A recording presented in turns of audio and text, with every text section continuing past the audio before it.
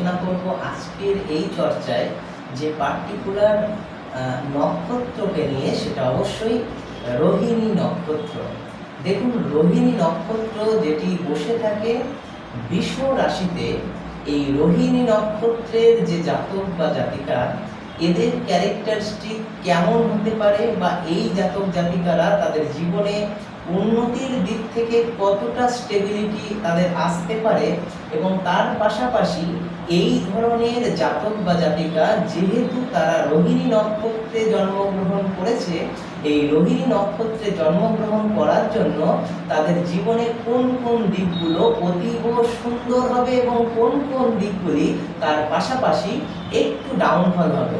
সর্বপ্রথম যেটি বলবো, রোহিণী নক্ষত্রের জাতক বা জাতিকা এদের সম্পূর্ণ বিশ্লেষণ এবং তার পাশাপাশি এই রোহিণী নক্ষত্র যে ঘরে বসে থাকে, অর্থাৎ যে হাউসে বসে থাকে, অর্থাৎ বৃষ রাশি, এই বৃষ রাশির জাতক বা জাতিকা তাদের যাদের রোহিণী নক্ষত্রে জন্মগ্রহণ করেছে তাদের কিন্তু আগামী দিন কেমন যেতে পারে এবং তার পাশাপাশি এরা সামগ্রিকভাবে কেমন হয় তা জ্যোতিষশাস্ত্র মতের পুঙ্খানুপুঙ্খ মত অনুযায়ী সেটি কিন্তু বিচার বা বিশ্লেষণ করা হলো।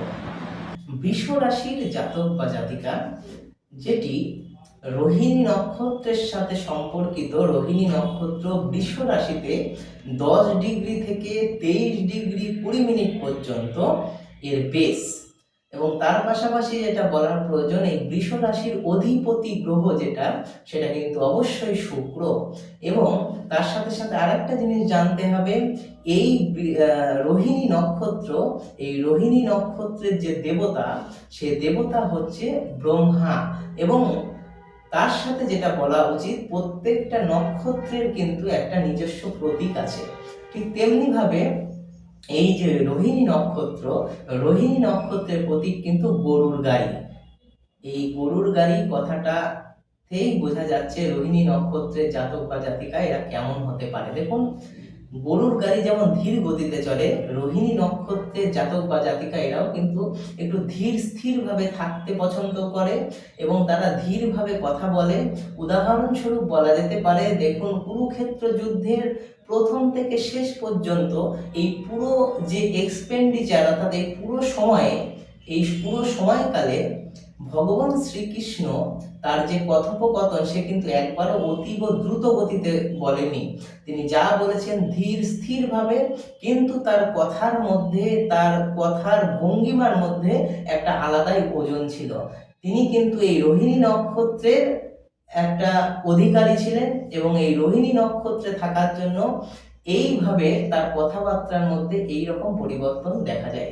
সর্বপ্রথম যেটা বলবো, রোহিণী নক্ষত্রের জাতক বা জাতিকা এদের জীবনে কোন কোন সময় কি কি হতে পারে।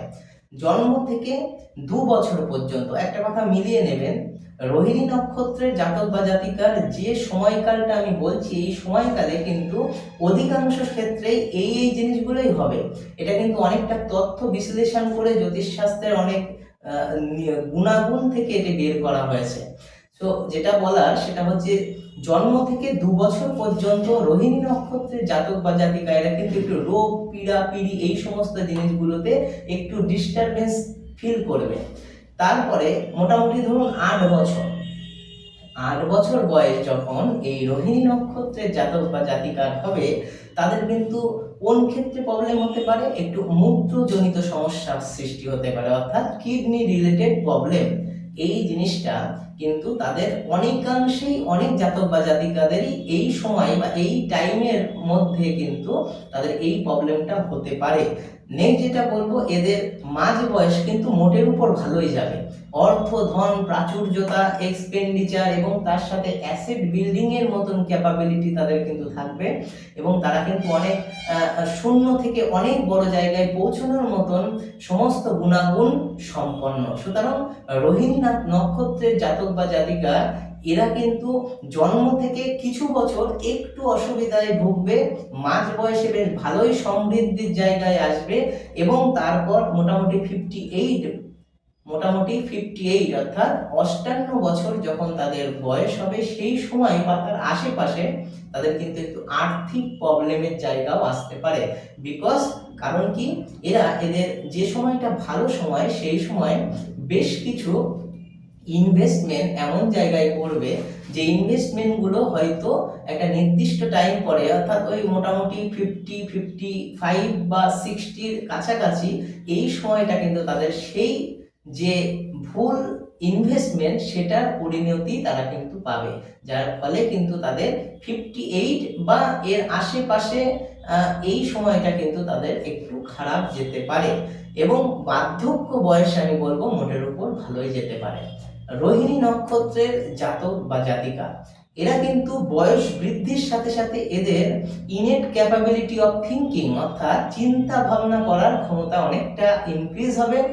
তাদের মধ্যে যে নেগেটিভিটি সেটি থাকবে, কিন্তু আমি বলবো নেগেটিভিটি থাকলেও কিন্তু সেই নেগেটিভিটি থেকে কিভাবে নিজেকে বের করে পজিটিভিটির জায়গায় পরিপূর্ণ করা যায় এবং নিজেকে সর্বোপরি এস্টাবলিশমেন্টের মতন একটা জায়গায় পৌঁছে দেওয়া যায়, সেই সমস্ত রকম গুণাবলী কিন্তু অবশ্যই নো ডাউট এই রোহিণী নক্ষত্রে থাকবে। সুতরাং রোহিণী নক্ষত্রের জাতক বা জাতিকা এরা যারা রয়েছে বৃশ্চিক রাশিকে রিপ্রেজেন্ট করে এবং বৃশ্চিক রাশিতে বসে আছে, এই বৃশ্চিক রাশির জাতক বা জাতিকা যারা রোহিণী নক্ষত্রের প্রভাব পড়ছে তাদের জন্ম ছকে প্রত্যক্ষভাবে, তাদের কিন্তু বেশ কিছু ক্ষেত্রে উন্নতির জায়গা আসবে, এবং সেটা যেটা আমি বলবো সেটা অধিকাংশ ক্ষেত্রে এই রোহিণী নক্ষত্র কিন্তু তাদের পজিটিভিটি এবং তাদের অর্থ ধন প্রাচুর্যতা বৃদ্ধির ক্ষেত্রে অনেকাংশে সাহায্যকারী হবে। আপনারা অনেকে প্রশ্ন করেছিলেন এই নাক্ষত্রিক বিচারটি করার জন্য, সেই আপনাদের প্রশ্নের উত্তরে আমি এই নাক্ষত্রিক বিচারটি পাটে পাটে করছি।